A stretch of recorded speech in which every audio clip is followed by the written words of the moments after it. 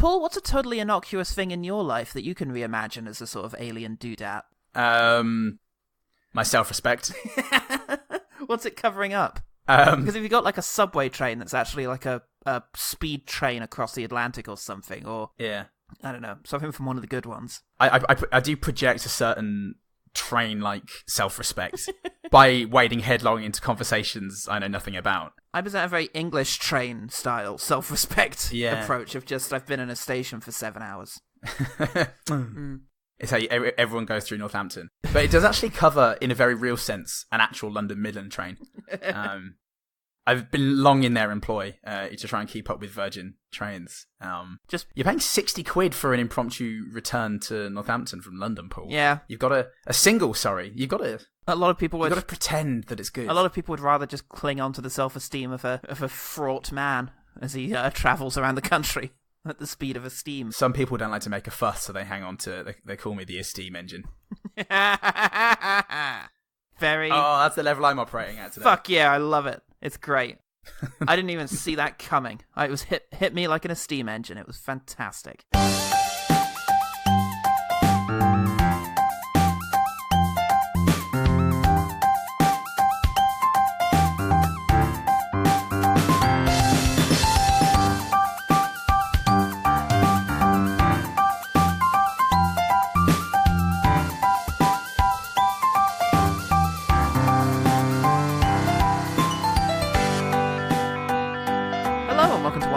Podcast that's got a big red button, but it doesn't do what you think.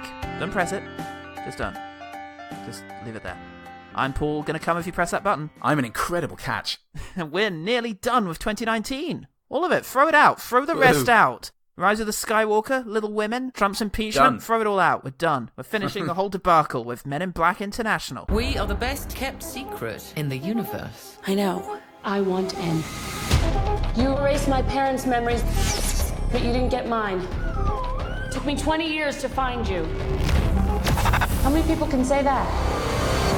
I found you. Agent M, we may have a problem in London. You will be with Agent Haitch.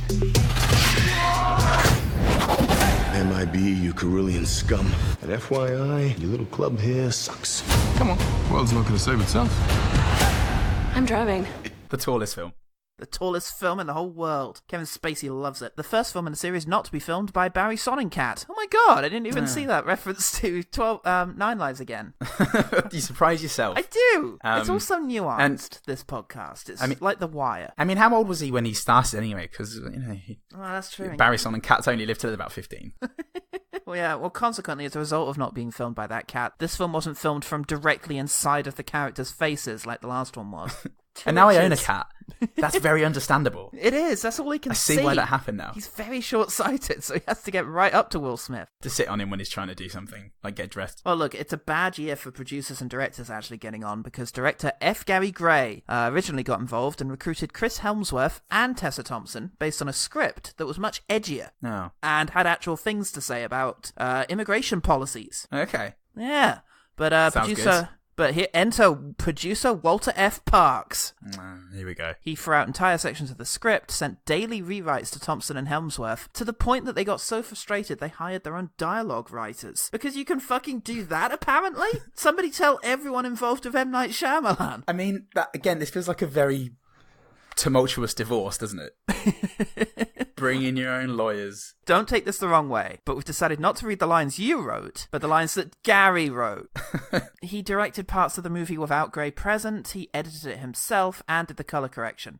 Correction, and the word correction is used quite wrongly in this instance. The studio ended up with two cuts, Gary's cut, and also Gray's cut and Park's cut. And they I can't wait for Gary's cut to come out on Blu-ray. Look, release Gary's cut, everyone. Hashtag... Make it happen. They screened both to test audiences, and apparently they decided to go for fucking Park's cut. So what the fuck must Gray's cut have been like? God. Too good, I imagine. It's like Blade Runner 2. I like it, but it could be worse. Paul, it's okay. Don't worry. Don't worry about any of this. It's fine because the screenwriters for this film are now working on the new Masters of the Universe film. Oh, great. Good stuff. The original screenwriters or Chris Hemsworth's or what? Fucking producer Parks. God knows, somebody from this utter debacle is now working on Masters of the Universe, and it's not Sean Phil. Producer Park sounds like a South Korean businessman who's come in. His first name is Producer. His parents were very optimistic. Speaking of producing, this film is executively produced, that's how you say that, by Steven Spielberg. Very much like the first three entries of the franchise. Now, the list of movies that have been executively produced by Steven Spielberg is interesting. Classics like Gremlins, Back to the Future 1 through 3, Who Framed Roger Rabbit, all great. Then The Flintstones, Twister, Deep Impact, and The Lovely Bones. Yeah. But also Casper and The Haunting 99, so he is a three-man. Oh, great. Okay, well, welcome in, you old man. You old brilliant man. You're a long way from the 70s now, aren't you, son? Oh, free to a man, free in the bush, free, yo. Films are shit, mate. I mean, what does it mean to executive produce a film? Does it just mean to say, here's some money? It basically means you never visited the set. You came twice and everyone shook your hand, but otherwise you were the guy who oh yeah, you should work with this music guy. Yeah, look, if I came twice, I'd expect everyone to shake my hand as well. Oh, fuck me. Idiot. Excellent. Oh, and he also did Transformers. He did Transformers. Transformers. He did Transformers 1 through all of them. Great, so he's a foreman. Oh, God. Do you know what? He's undone Armistad. Unmade. Doesn't exist anymore because of your sins. You watch it, son, or it's going to be another one of your minor masterpieces. Maybe Catch Me If You Can or The Post or something. That's how it works. It doesn't matter what you do. On this positive podcast, one good thing. We eliminate... Your mistakes are only so far behind you, mate. It's a long way off of getting rid of anything like Jaws, but if I were War of the Worlds, I'd be looking over my shoulder right now. Now, speaking of three-men, yeah, fuck it, let's do it here. Cool. Joachim Scarley is a three-man, having played Ministry of Magic Wizard in Crimes of Cumberbatch, Policeman in Snowman, remember that?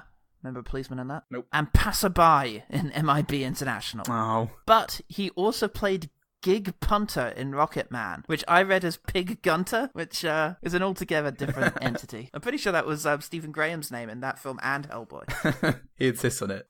It's his birth name. Nasir Jama. Gotta keep it alive somehow. You gotta keep that old tradition of Pig Gunter alive.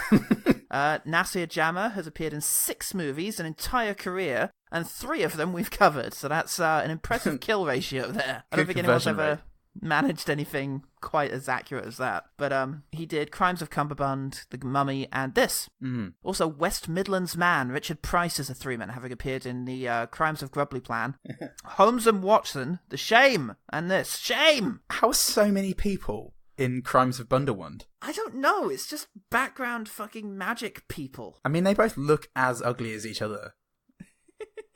Like candy, chintzy, two-dimensional background type feel that both of those films bring. Maybe they used the same fucking sets and those guys were just hanging around and managed to get in frame. Yeah, they do feel like a very similar washing experience, to be honest. So, whatever. Just start. Where does one finish and the other begin? No is the answer. Liam Neeson is a foreman. Or a proper three-man if you refer back to our Haunting episode. He's definitely no longer held in high esteem, as we suggested at the time. So, great. Now, Mark Falvo, who only became a three-man last week in Glass, is now a foreman. Greedy little boy. Jesus. Read him and weep, mate. What's he in this? He's shooting for the top. Oh, I don't know. I don't check these things. I don't check, I just take word for it. Some bloke down the pub told me. So you know that Mark Falvo? I was like, yes.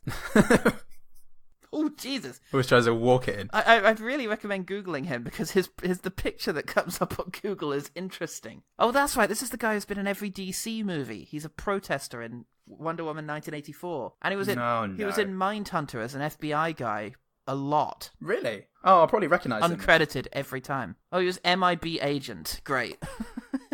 I'm glad I looked that up. Look at this fucking picture of him on Google, though, the first result. He looks like, what's his name? The shit-eating guy from corporate movies. The one who was the bad guy in The Warriors. He was in Twin Peaks. David... Oh. Patrick. 3 name. No. David Patrick Kelly, that's who he looks like. Wow, that Yeah. That is a crunchy old biscuit. I don't even... No, I just don't know him. Doesn't ring a bell. I've been watching Mindhunter as late as today. And, as late as now. Nothing. And it's doing nothing. Believe it or not, Paul, I'm still going to go through the critics. The film was received by critics like an insidious alien workforce undermining American values. Oliver Jones at The Observer says the main issue is the script. The tale it tells is shop-worn. I just like that. Shop-worn? Shop-worn. Fantastic. I mean, when there's a word that you just land on sometimes, the rest of the review doesn't matter. It doesn't even matter what the meaning of that word is. And you just got to use it. Okay, Mr. Kermode, what did you think of Men in Black International? Kerfuffle. Yes. Yes, very good. Rapturous applause. He's wanked off by everyone in the room. He comes twice and everyone shakes his hand. Yeah. You really want to give a breathing period to that. No, you got to do it while it's still warm. You've got to get in there. You got to strike whilst the cum is warm, as my dad always told me.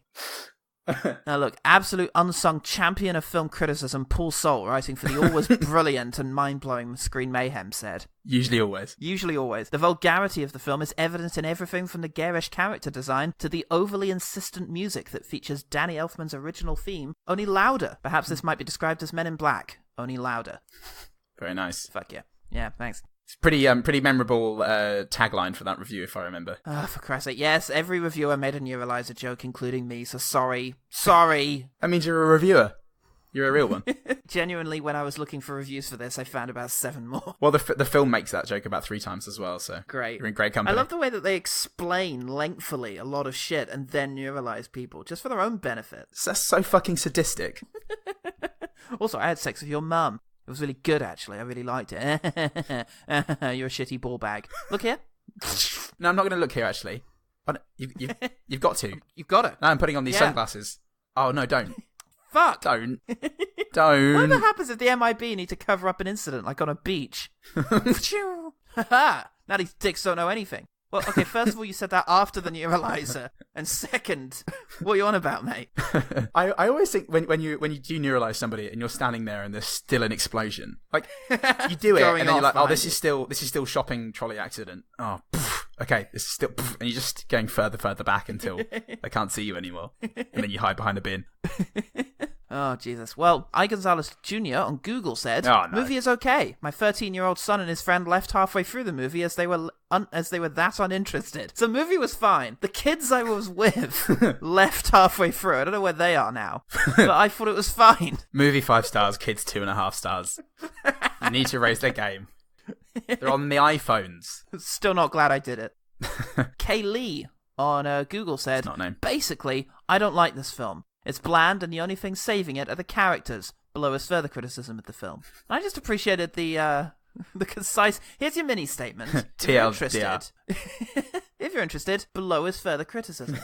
Yeah, so I guess this film's not very good, but what continues now is further criticism of the film. No, actually, it's more about me as a person.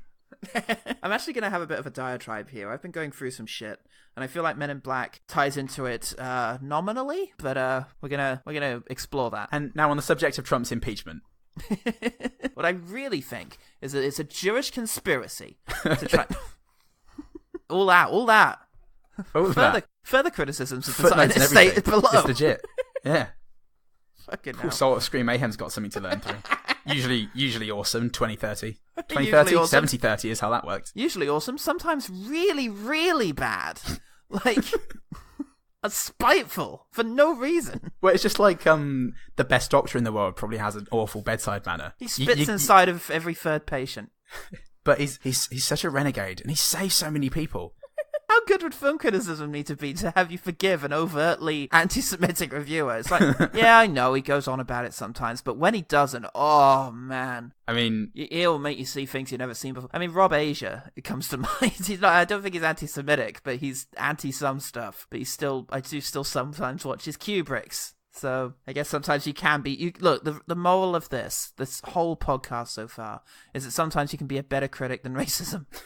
And the thing is, as well, Roger Ebert was a 1-star racist. He had some real prejudices there, but he didn't wear it enough, and that actually was worse for him.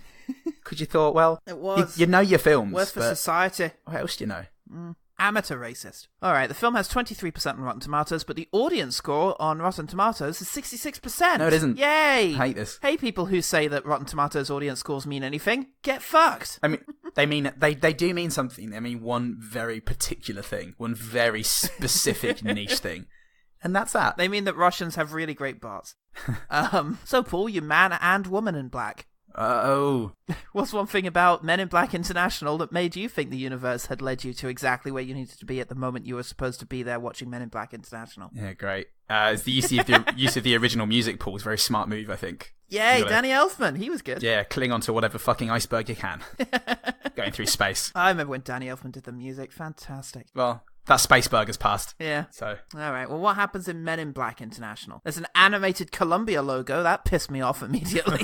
It starts with that good old classic MIB font, which is also known as the font from the 90s movies. Nice.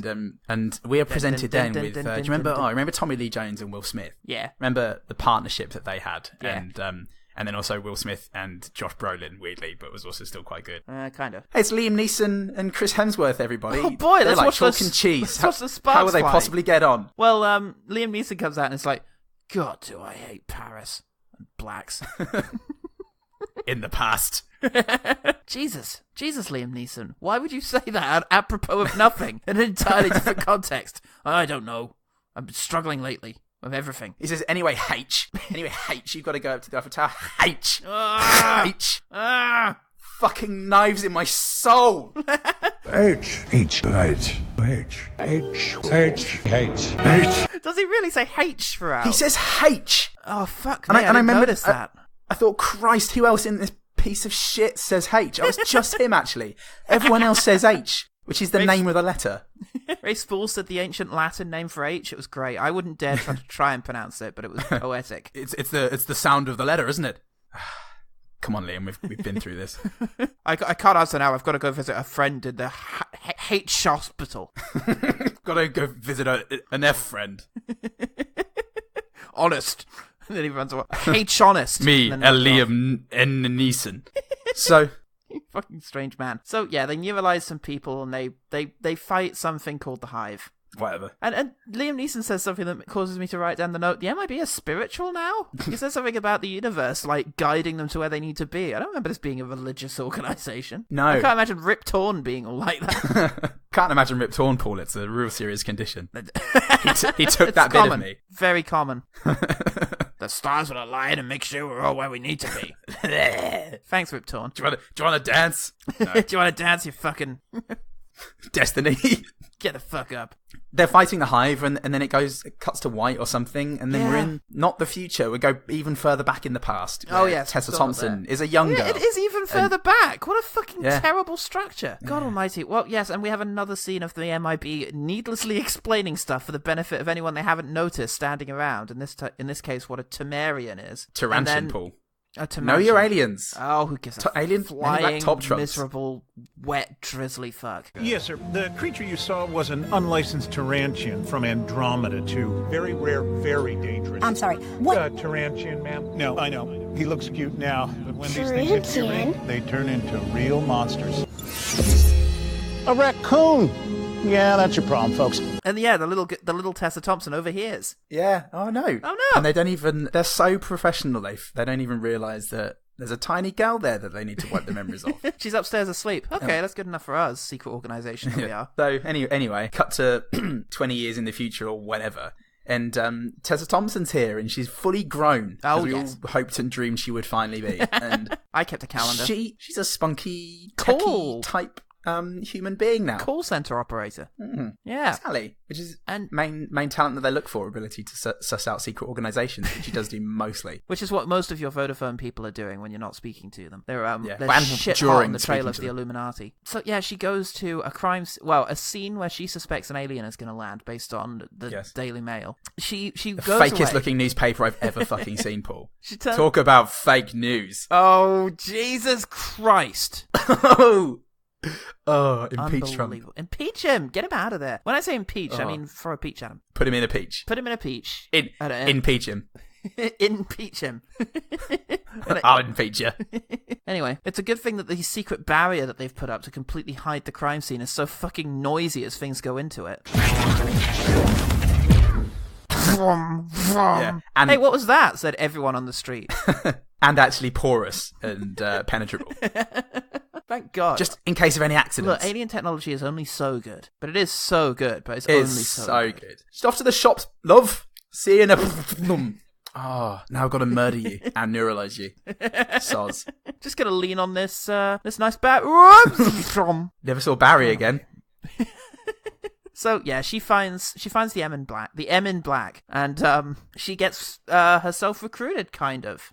Yeah. She kind of forces her way in and meets Emma Thompson. Tessa Thompson meets Emma Thompson. There's a Thompson singularity, and it's nightmarish. Very confusing. Thompson on Thompson. So look, you can't be here any longer. You've got to go straight to London, MIB, where London. There are no Thompsons. There's none here, famously. Yeah. Are we not going to have any?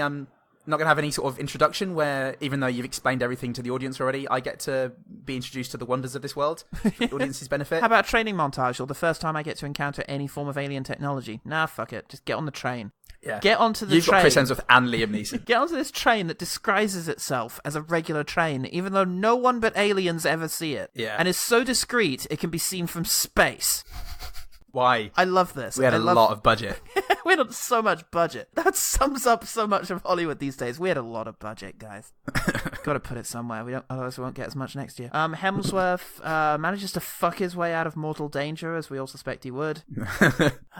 There's danger afoot. Tessa Thompson and Chris Hemsworth both lie their way into the next scene, where they end up in a nightclub. Yes. Looking after Nelson Mandela playing an alien. That's not what. I thought he was doing, like, Sergey from the fucking Compare the Meerkat adverts. Hello, air. And soon man, mama said I go for the chiquilada de baby. I'll get us some drinks. Just still vodka cranberry guy? You know it.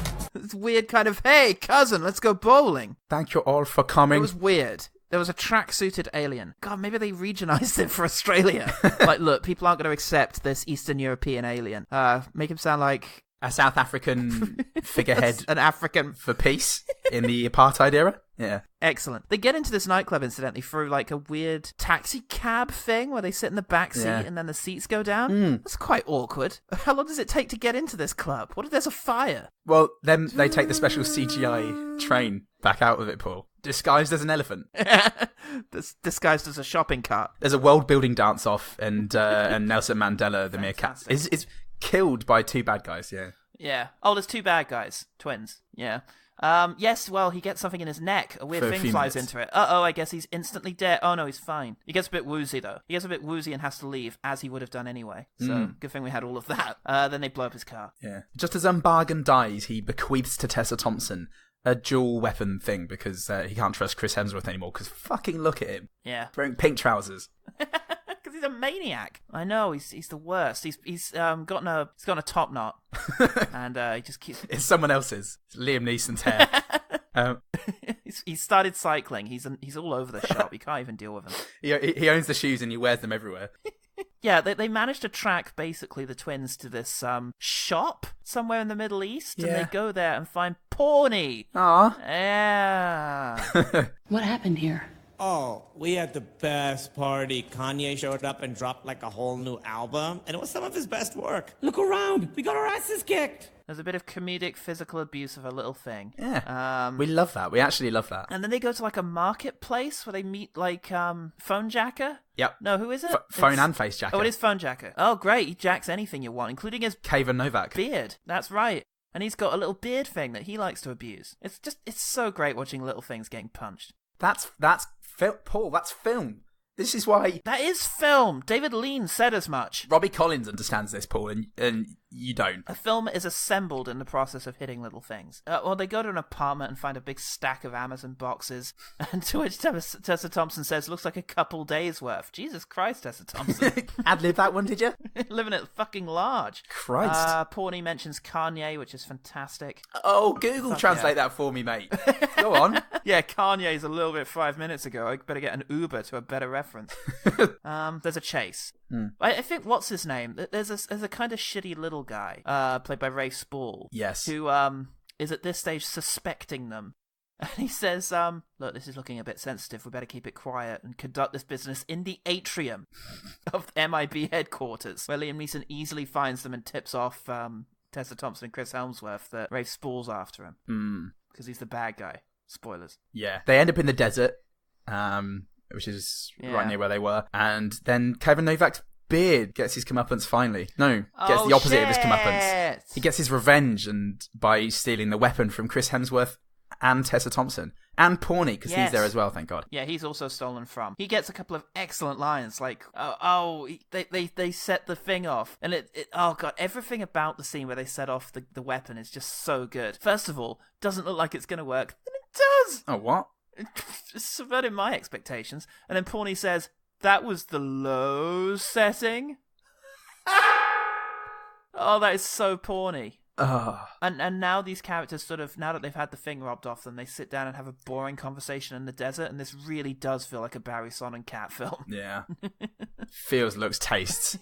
And like in order to get out of that, they decide, well, let's go and meet up with Rebecca Ferguson, because fantastic. Thank Christ we need Let's get more respected actors in this fucking thing. Yeah. They do, because Chris Hemsworth used to date Rebecca Ferguson, and she's an arms dealer, like a crazy one. She's got stripy hair and everything. She's an arms dealer with a third arm. Oh my God, I didn't even think about that. Well, now you have. They script their way through that. They go to grab it, I just and then realised how pointless that is. If they just hadn't had the thing stolen off of them, nothing would have changed. The twins could have caught up with them in the desert. Yeah. Oh my God. Yeah. Well, they had to give Chris Hemsworth's character some depth. He used to date a chick. And they had to tie it up to the Tarantian that, oh God, that was pointless. Emily Hooper? Too. Who is it? Oh Jesus. Tessa Thompson. As soon as you... Oh no. It's like Magnolia, mate. Everything's coming together in this scene. It's Well, genius. it'd be like it's three of the Paul things... Thomas Anderson, get a job. It'd be like if they introduced a really awkward scene in which three of the things came together, and then there was the climax where the rest of the things came together. Yeah. It's not going to stop. So anyway, yeah, they save it because Liam Neeson turns up. He kills the shape-shifting guys. Oh yeah, that happens. Takes the thing. They all celebrate, and suddenly everyone else, like all the main people in the film and Rafe Spall, go, "Oh, he's the bad guy, isn't he?" Yeah, hang on a minute. The obvious red herring is an obvious red herring, and Liam Neeson is obviously Liam Neeson, aka the worst person. Yeah. We should do something. So they go and do something, and they go defeat him. That's it. They defeat fucking Liam Neeson, and then the movie decides to play that music that plays when Kay gets neuralized in the first film for no fucking reason whatsoever. Nothing moving or interesting is happening. Yeah, well, that great relationship between Chris Hemsworth and Tessa Thompson that's been building. You know, earlier in the film, we forgot to mention there's a bit there where Chris Hemsworth's taken off the case and Rafe Spall was put on it, and Tessa Thompson's like, "I really want to work with Chris Hemsworth. Why?" Well, we've had such a great... Why? Oh, wait, good point. Right. Well, they try and do it again at the end of the film. It's like, oh, we're being split up. I'm going back to bloody America, land of the free, and you're going to be the new head of MIB London. Yeah, which means nothing. Overrun by immigrants. In this universe, you could fucking commute from New York to London in the mornings. It would be fine. It would be easy and nothing. It's pretty quick anyway. It's like 6 hours nowadays. You do that in a night. Even if you flew economy. If you just... Why not? Why? If you just slept on the train there and back, you'd be fine. But no, they have a bit of a wordless, painful goodbye because they got such a great relationship going. Oh, I love them so much. And that is the equivalent of a 50-year-old man having all of his memories wiped. Oh, brilliant, yeah. Anyway, that was Men in Black International. Yeah, pretty poor. Yeah. For me, the big problem with it is the fact that this... Sorry, I just noticed in my notes Chris Hemsworth is written as Christ Helmsworth at one stage. Excellent. And his name's Chris Hemsworth, so you've got it sort of... Yeah, I've alternated Helmsworth and Hemsworth throughout this fucking thing, but Christ is new. Tessa Thompson and Christ Helmsworth, they don't have any differences. They're not an odd couple. They're very similar characters. I told her I had to take care of a couple things before I went back. Yeah, well, like stealing my car? No, like driving it. Oh. Well, you're on the right side at least. I'm a quick study. Give me a lift back to London?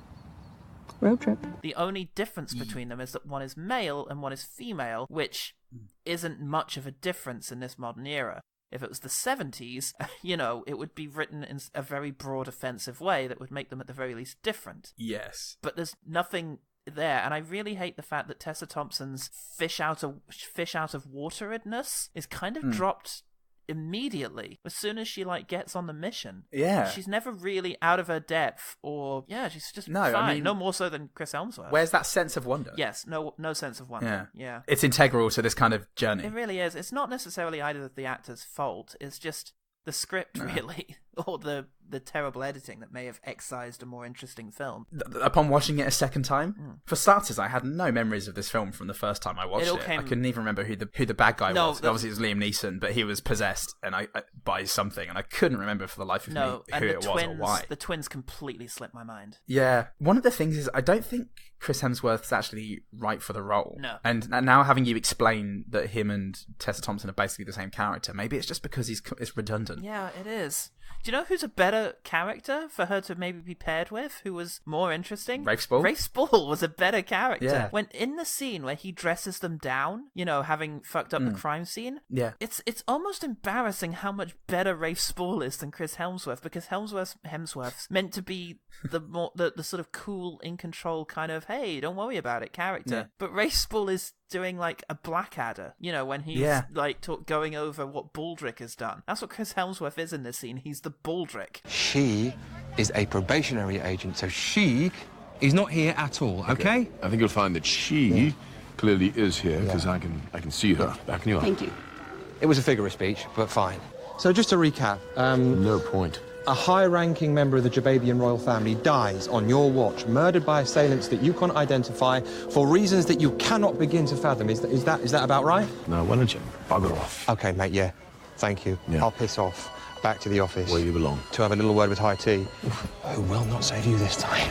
It would have been a really new angle as well. You don't often get a Jobsworth type button-down character like Rafe Spall's in a lead role, and that would have been really interesting, especially because Thessa Thompson was definitely like the ballsier of the two, and she had enough bravado for the two of them together. Again, such a missed opportunity. And I feel like, Chris Hemsworth is now, I don't have any particular problem with him, because he's always quite fun to watch, and like, for the last few years he's gotten into that comedic role, but he's at risk now of being pigeonholed as this kind of slightly dumb, good-looking, wisecracking action hero, and I don't want him to do. I don't want that to happen to him. And it's never quite worked, even in any of the times he's played for. I don't think it's ever quite worked as well as James Hunt, where he played a much more interesting version of this character, which was a very handsome, very charismatic, charming figure, but one with definite rage issues and kind of a real arrogance there that I really thought was great. So James Hunt in Rush.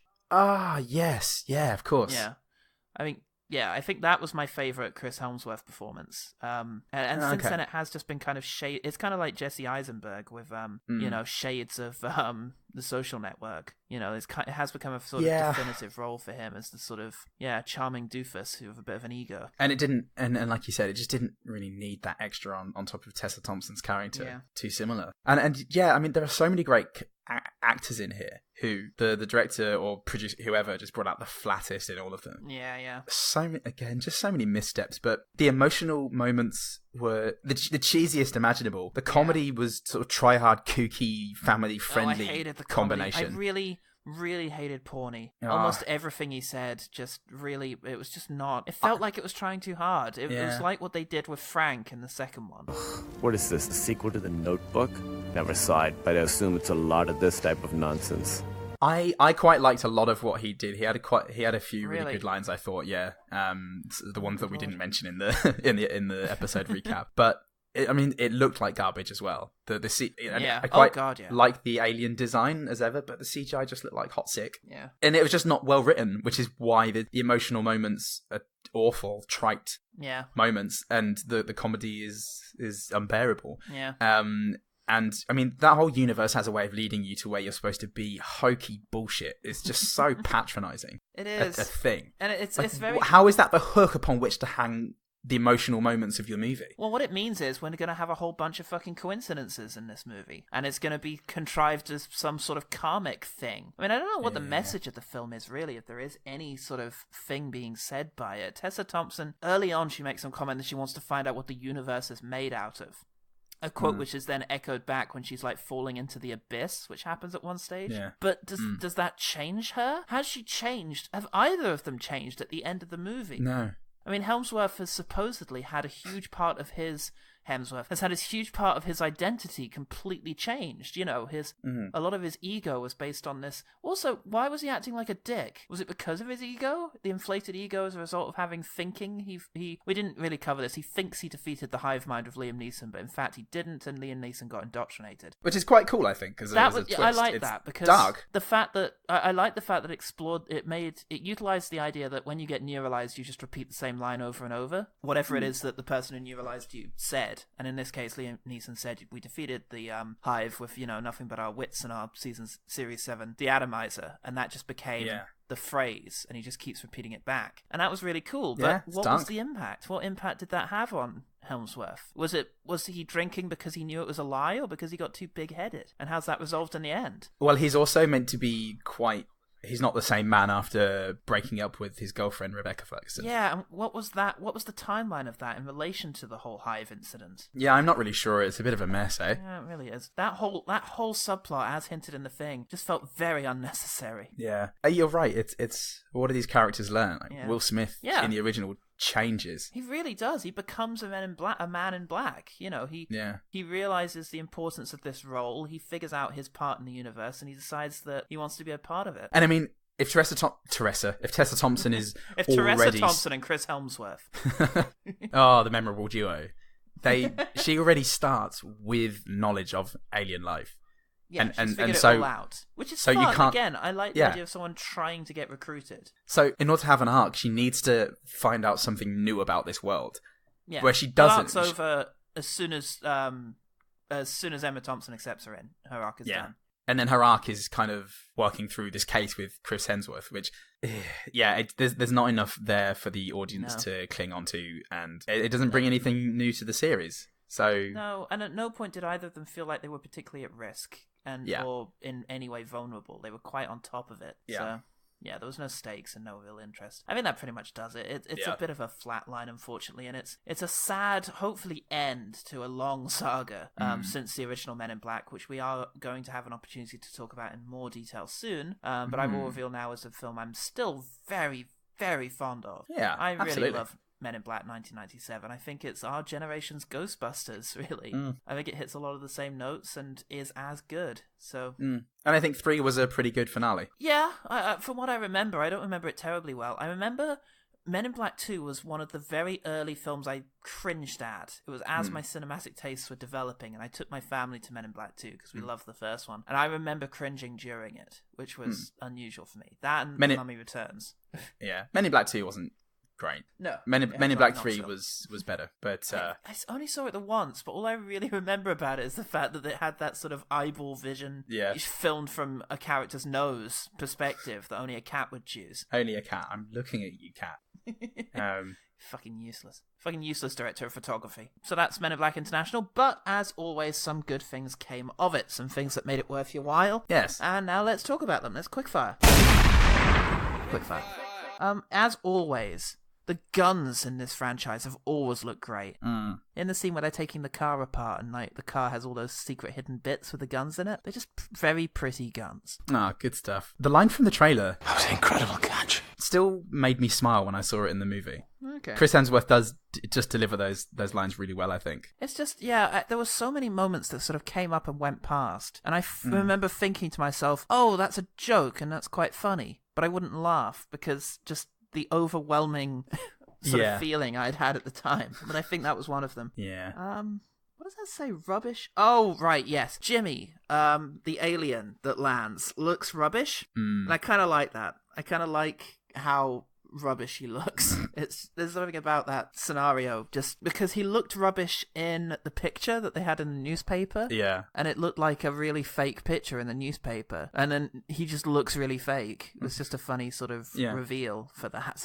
Look, for all Chris Hemsworth being pigeonholed and kind of redundant in the role, he does play Alush very well. Yeah. The shirt unbuttoned down to his navel and that kind of thing.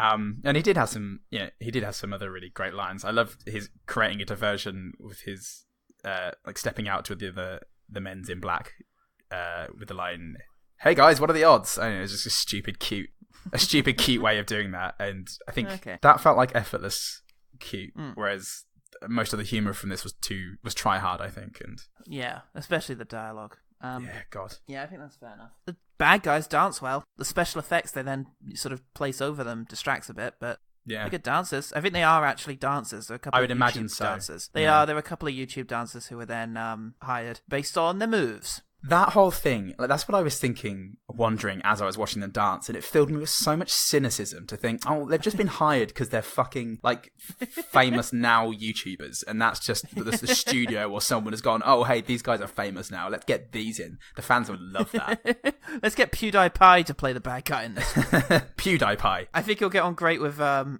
Neeson. Oh. Broad strokes, Paul. I like the line in Thessa Thompson's Past where they hear the noise outside and the mum goes, call the police, and the dad goes, the who? It's just a really... like, I don't know what that's implying, whether it's like a black experience in the States thing, or if it's just like the dad is a fool, or... It was just a really funny line and tickled me to think what that might be getting at. Oh, God. I like the fact that Pawnee, when he cuts his way out of the glass case thing, cuts an outline of himself tiptoeing out of the glass case. That was funny. That was a fun detail. I like when Thessa Thompson's coming in and she like blags her way into the headquarters, or she thinks she does. She just starts talking about the latest case to the doorman who's sitting there with a newspaper. And as soon as she gets onto the elevator and then the pug thing, she goes, oh, talk about amateur hour, and the guy just totally onto her shit. It was just a funny little... Oh, fuck, I just got in that lift with no problems whatsoever. It's interesting to know that intruders still get to see an awful lot of shit, though. Because on the way, I guess they got neuralizers so they can just erase it. But exactly. You still get to see The Office and all the alien shit. You've earned that much. Yeah. When Pawnee was on not Emily Blunt's shoulder, on Rebecca Ferguson's shoulder, and Rebecca Ferguson shrugs off her cape, Pawnee does a little jump, just so that the cape can fly off. And that was quite funny. It's quite cute that he did that. I also like when he breaks out of the jar, and Rebecca Ferguson, when she notices, goes, look at your little legs. You are so fast. And she's chasing him out of the scene. I like Rebecca Ferguson. Yeah. I liked her in general in this, delivering most of her lines through a sort of saucy tooth bite. Like lower lip bite, sorry. She was biting her own teeth. Jesus. That's how she got the part. Cats really appreciate that kind of finesse. Come right in. Grind down to a point. Who was it who said that? It was visiting Sarah Ferguson? Yeah, why not? Sarah Ferguson. Do you mind? I'm a respectable man. That's our only knowledge of the royals at the bottom. Best filter through which to view them. Everyone, don't watch the Queen's funeral. I was trying to think of the next upcoming royal thing that's probably going to happen, but it'll probably be that. I don't think any of them are due to get married. No. And then we can all tune in for Zara Phillips' coronation. We'll do the running commentary. They'll have us on the BBC at that stage. We'll be doing impressions of Adrian Epinson and Rick Mail. That's what they wanted. That's what they want when they get when people ask for the pools, Paul. Oh, Christ. I do also like, actually, talking of Sarah Ferguson, the Transian, they get out of that place because the one who's about to kill Chris Hemsworth is the one that Thessa Thompson saved when she was younger. Yeah. And he turns around and goes, Molly? And Rebecca Ferguson also goes, Molly? Are you shitting me? Really? Good delivery as well. Yeah. I felt a little cringy. Really? It's a really good delivery. And like really just flat English. It was that English artifice thing that we get sometimes where it just feels, sometimes when things are said in an English accent, it just feels very school play. Oh, no. Yeah, that was a bit much for me. It really worked for me. Okay, as they're walking away and Pawnee says, he has a bit of a lame exchange where he says, you can call me Steve. So I thought you didn't have a name. I just wanted to fit in. And then Chris Hemsworth just very casually throws out, Steve. That's good. When the scene when they're passing messages through Pawnee, and they're saying, get him to pass me the blah, get him to do this. There is one line from Thessa Thompson where she says, Pawnee, can you thank him, but in a cold, serious way, etc., etc. Just play with it. I trust you. That was a nice little, nice little line squeezed in there. Stuff. I like the noise that the hive made when it was hurt. Okay. Kind of this maddening kind of kind of thing. Good stuff. It was good. It was Lovecraftian. Oh, I love that. Oh, gotta love that. I love craft. Love Lovecraft. Lovecraftian. I really love Lovecraftian craft. I hate every second of our time together. Oh, mate, I haven't been recording. We better start again. Hello and welcome. I've got to be awake in 6 hours. Cool. Well, my final good thing is when they're in the club and Chris Hemsworth is kind of getting Thessa Thompson to spend time with Nelson Mandela to charm him and possibly do some weird stuff. And she says, "Are you pimping me out?" And Chris Hemsworth goes, "What would make you say that?" And it cuts to this symmetrical shot of dancers on either side, and then Bargain on the sofa between them, like thrusting quietly from the groin and waving and going, and it was just it was a really good cut to.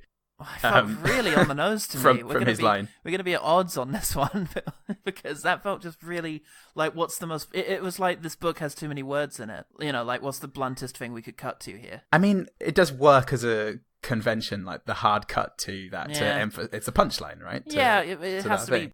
it just didn't work for me. Well, the last good thing then that we've got is one guy who came along with his little attitude. And actually, he made me laugh twice in this film when I first saw it, and in both instances, I remember in rewatching this, I remember getting excited when those two laughs were coming up, and I couldn't remember what the lines were, and I couldn't remember what the joke was, but I just remembered the scenes that we were in.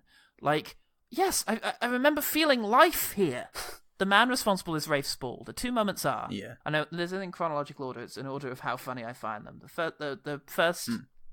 The first and last one is when he's talking to some bloke, and Thessa Thompson, he gets chewed out in front of some menial guy, and he goes up to the menial guy and he says, well, you weren't much help, were you? Which isn't that much funny, but then he just lets a beat lie and says, well, thanks for that. I'm sick of you. Which is great. I really liked it. It felt improvised. I'd be amazed if that's in any version of the 10,000 scripts. And my favourite one is when he's in the briefing with everyone else, and he's trying to just rile Chris Helmsworth, who keeps calling him that. And You look after puppies so well. You're so jealous, aren't you? Puppy's little fancy boy. That's good. It was really good. It really made me laugh. Oh, nice. It was just the delivery. Yeah.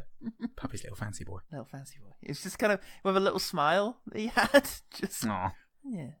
He's good at that. He's Rafe. Yeah, and I just really like the scene where he's dressing down Edgar Wright and Thessa Thompson. It just felt right. Yeah, it felt Edgar Wright. It felt like he belonged in the organization for a change. Yeah, it felt like this is the guy who's in charge. Yeah. Again, it felt like he was Blackadder. Yeah, and he's come in to talk about how shit his underlings have been. So you let him go. Just Baldrick. Yeah. I particularly liked the scene where they're talking. He said, "Look, there's only one punishment fitting failures like you, and that's emergency neuralization." And he just very quickly tries to get it out of his blazer, like a kid showing everyone the lollipop that he's got. I feel like he was written as the sort of nerd character who can never get ahead. Yeah. But he was just... Rafe Spall played him too kind of cool for that. Yeah. Yeah. Oh, very well. It was good. It was very good. I'm glad he did. Thank God he did. Thank God. Thank God. Okay. How about that OG team? Nope, nothing from the OG team this week. Oh, fuck. Yeah. Well, there goes my break. Let's get on to the one better thing. And One better thing. I said it. It's mine. It's my favourite. My favourite toy. You can't have it. The one better thing. Yeah, well, I tried very hard to think of something, and without just recommending the original Men in Black, which we discussed briefly earlier in the episode. I was trying to think of a remake of original content, but we've gone through a lot of that in past episodes, and there are some great rookie cop and veteran stories out there which don't quite fit into the mood of Men in Black International. So I thought just go with just a really good odd couple story that's mostly in this sort of family friendly vein. And I'm just going to say Hunt for the Wilder People. Okay, good stuff. Yeah, took 2 watches for me. I wasn't a huge fan of it the first time around. Was that a Taika Waititi project? That's Taika Waititi, yeah. Oh, yeah. And it was very twee the first time I watched it, and I was clearly not in a good place because it wasn't really landing very well. But then the second time around, so much of it worked more for me. Yeah, Julian Dennison playing Ricky Baker is a kid who's in and out of foster homes, and he's then adopted by Rima Tewiata, the mum, and the dad played by Sam Neill, a very curmudgeonly, seemingly unpleasant, unsociable guy who doesn't really want anything to do with the kid. But the mum dies after a very short while, and the two of them are left to fend for themselves. And what happens is they go on a sort of journey through the New Zealand bush as the plot thickens and thickens. And it's a very, very charming romp through the New Zealand bush. And Sam Neill and Julian Dennison couldn't be more different. And Julian Dennison's character is palpably frustrating and in a very annoying presence. And it's it's a very fine line between doing that intentionally and it not seeping over into the actual movie itself. Yeah. It's a wonderful story told from the eyes of these two people. Very, very simple at heart. And just a way more fulfilling experience than watching Men in Black International. It is. Probably a tenth of the budget. Yeah. Okay, so my one better thing is a very belated sequel made to a franchise that many had thought had gone on too long, but actually managed to come along and rejuvenate it a little bit, and involves Thessa Thompson. It's Creed. Directed by Ryan Coogler. It's the very belated sequel to the original Rocky, really, but it's I guess picking up mostly from Rocky IV. I guess, where Apollo Creed is, of course, killed by Ivan Drago. Of course. And it finds the young son of Apollo Creed, Adonis Creed, the excellently named Adonis Creed, played by Michael B. Jordan, who suddenly decides that he needs to try and earn the name that he has or establish a new name for himself. It's actually kind of complicated what he's got going on. And yeah, he meets Rocky, who is, very much retired now and is working as a bit of a trainer, but he's not working as a trainer. He's just in a restaurant, I think, but he's convinced to become Michael B. Jordan's trainer. As he goes up against, who's the bad guy in this? It's an Irish guy, if I remember correctly, or he's just a Northern Englishman. Ardlo Hanlon. It's Ardlo Hanlon. Fucking hell. Jesus. Some guy called Conlon. Hold on. Anthony Bello as Pretty Ricky Conlon, a sort of British boxer. Well, it says British, but it's an American site, so he might still be Irish. Yeah. He's a really intimidating presence, and he's kind of cool. And there's some really incredible boxing sequences in this, including, of course, the legendary one-take boxing scene that's just stunning. And the action in this is better than in Black Panther, I would say. Which obviously suffers from sort of Marvel over CGI syndrome. But here is where Coogler demonstrates himself to be a really fine director of action, and he's made a really excellent film here. And I think, actually, the sequel to this was quite good too, Creed 2. I haven't gotten around to that yet. Oh, it's very good. It's not as good as Creed. It doesn't hit as hard. It doesn't hit as hard as Creed did, but and Thessa Thompson's really interesting in it. She's got her whole musician going deaf thing going on, so she's got her own her own sort of sideline thing going on, and it's a really entertaining sports film. So yeah, in the tradition of Rocky, it's probably the best sequel to Rocky that they ever made. So cool. And that was the one better thing. The one better thing. Paul, how can people find out about Creed and us? Well, mostly Creed on the Creed podcast at ogtpod.creed.com. Go there to learn all about Creed. Yeah. The one-stop shop for all things Creed and balls is OTTPod, Twitter and Facebook. Creedbook, fakes Creed, .creed. If it sounds like we're not talking about Creed, you just got to listen again. Start again, right from the beginning. It's about all the things we're not creeding. It's all the usual stuff, really. If you want to tell a friend, please do that. We get by on word of mouth alone, and also the multi-million-dollar advertising campaign that we've now been actioned by Pepsi Cola for promoting their crisp, cool cola at an agonizing price. Spray it on your balls today. Don't be a gay. Can't believe they had to say that. They paid us millions of dollars to say that. Pepsi Cola, shame on you. I didn't accept the money. I just said it for free. You said, I would pay you.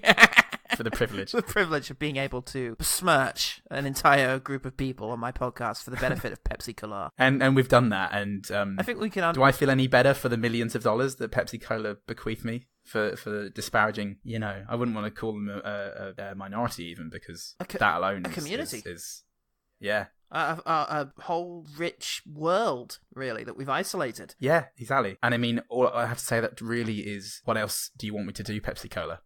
I'll do it. I'll do it, anything. In an instant. Literally anything. I'll do it again in an instant. So with all of that, don't worry about us. Pepsi Cola's got our backs. Tune in next week for a special episode. It's definitely, I don't have to cut this out this week, because it's actually relevant.